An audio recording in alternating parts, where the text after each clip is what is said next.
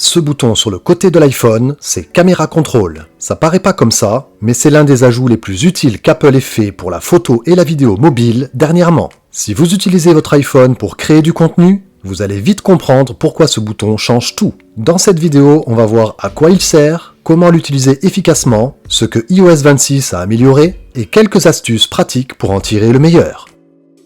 Le bouton Camera Control est apparu pour la première fois avec les iPhone 16 et il est désormais présent sur toute la gamme des 17. C'est un vrai raccourci matériel pensé pour les créateurs ou tout simplement pour ceux qui veulent capturer un moment rapidement avant qu'il ne disparaisse. Sous iOS 26, Apple a également apporté plusieurs ajustements basés sur les retours des utilisateurs, la sensibilité a été revue, certaines fonctions ont été simplifiées et de nouvelles options de personnalisation sont apparues. Fonctionnement de base. Le principe est simple, une pression égale une action. Même si l'iPhone est verrouillé, une simple pression sur le bouton ouvre instantanément l'appareil photo. Une pression courte prend une photo, un appui long déclenche l'enregistrement vidéo tant que le bouton est maintenu enfoncé. Dès qu'on relâche, la vidéo s'arrête. Ce fonctionnement est très pratique quand on veut filmer rapidement. Cependant, j'aimerais que l'on puisse désactiver cette option d'enregistrement vidéo, un peu dérangeant pendant une session photo. Ça viendra dans une future mise à jour, j'en suis sûr. Le bouton a aussi un retour haptique précis,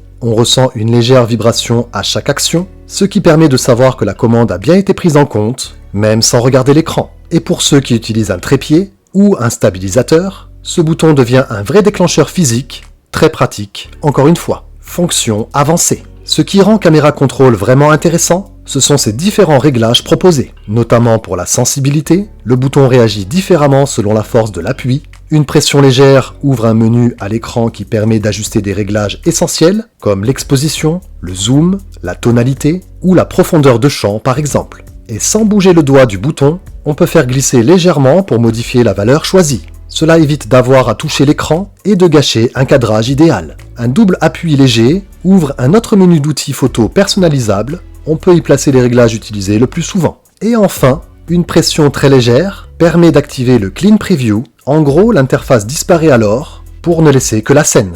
Idéal pour composer une photo sans distraction. Dans mon cas, j'ai activé le réglage de l'exposition dans cette option, car c'est celui-ci que j'utilise le plus. C'est vraiment une approche inspirée des caméras professionnelles, tout est accessible avec le même doigt, et cela sans quitter notre sujet des yeux. Top! Personnalisation et réglages. Apple a aussi beaucoup travaillé sur la personnalisation. Pour cela, rendez-vous dans les réglages, appareil photo et commande de l'appareil photo. Ici, on peut choisir précisément ce que fait chaque type de pression, simple, double, légère ou longue. On peut également ajuster la sensibilité de la pression, pratique, si on trouve le bouton trop réactif.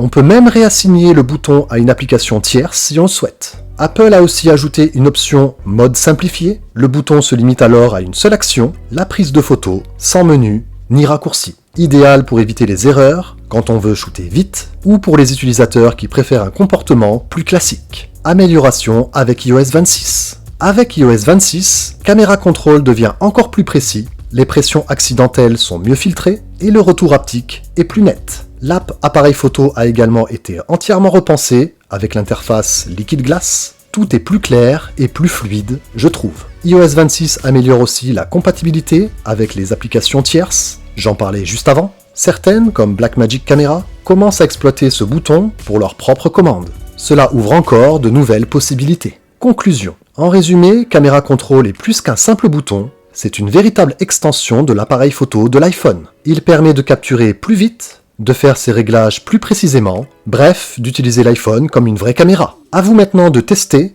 d'expérimenter, et vous verrez que vos images vont gagner en qualité et en maîtrise.